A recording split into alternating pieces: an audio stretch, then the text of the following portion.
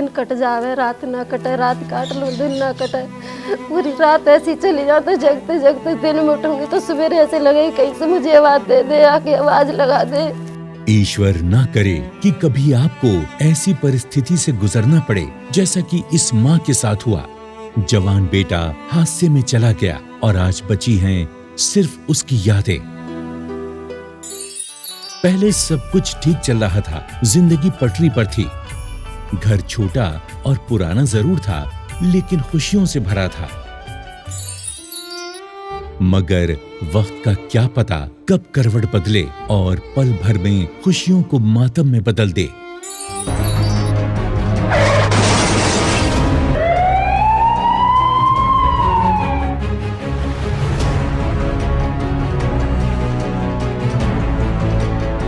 एक सड़क हादसे में इस मां ने अपने सबसे बड़े लाल को खो दिया।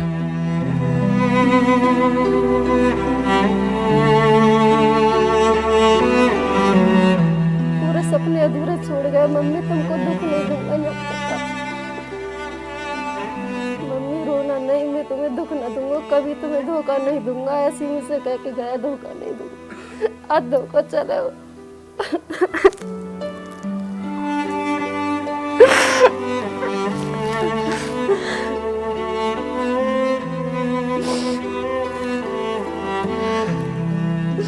दो ज्योति में थे, एक ही ज्योति रह गई है।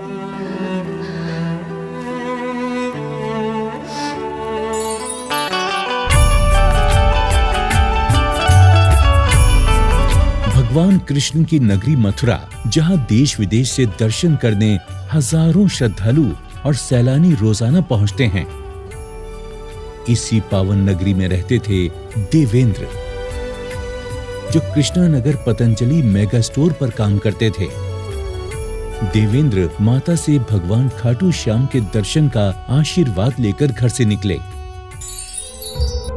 लेकिन उन्हें क्या मालूम था कि ये सफर उनकी जिंदगी का आखिरी सफर साबित होगा। दरअसल रास्ते में ही देवेंद्र की सड़क दुर्घटना में मृत्यु हो गई। देवेंद्र की मम्मी बोल रही हो, मैंने कही हाँ मैं देवेंद्र की मम्मी बोली। इतनी कई बस मेरे को ऐसा लगा कुछ है गया, मैंने जानी शायद रात में गई या कोई बात बन गई है, तो पुलिस ने पकड़ लिया है। फिर वो चुप लगाया गया पुलिस वाला जो है। फिर उसने बोला नहीं, मैं बोली मैंने भाई कौन बोले इतना कह के मुझे कुछ तो बताओ।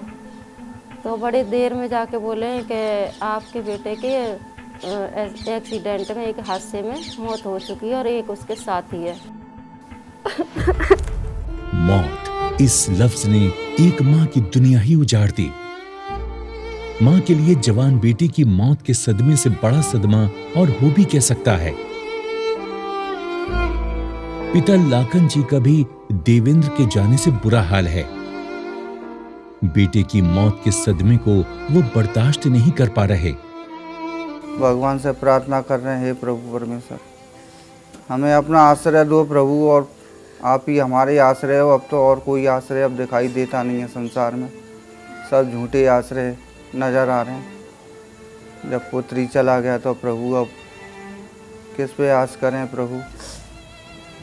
हमें तो बस अब परमात्मा पे ही आश्रय है हमारा, और कोई जरिया है दिखाई देता नहीं। वही हमारे रक्षक हैं, वही करेंगे हमारी पालना, जैसे भी है चलेगी। देवेंद्र स्नातक की पढ़ाई कर रहे थे और काफी समझदार और होनहार थे। पतंजलि स्टोर से जुड़े होने के नाते उन्होंने पतंजलि का स्वदेशी समृद्धि कार्ड भी बनवा रखा था, और यही छोटा सा दिखने वाला स्वदेशी समृद्धि कार्ड उनकी मृत्यु के बाद उनके परिवार के लिए संजीवनी साबित हुआ। पतंजलि की ओर से इनके परिवार को आर्थिक सहायता बिना देर किए पहुंचाई गई, जिस पर देवेंद्र के पिता ने पतंजलि का दिल से आभार व्यक्त किया। समृद्धि कार्ड से जो बेटे का सपना था कि मैं अपने भाई को पढ़ाऊं, आगे उसकी शिक्षा दिलाऊं, उसको नौकरी लगवाऊं, और इस पैसे से ये है कि छोटे बेटे का शिक्षा में प्रयोग किया जाएगा। पतंजलि योग पीठ स्वदेशी समृद्धि कार्ड धारक की दुर्घटना में मृत्यु होने पर ऐसे ही सहयोग राशि पहुंचाता है, जैसे कि उसने देवेंद्र के परिवार तक पहुंचाई।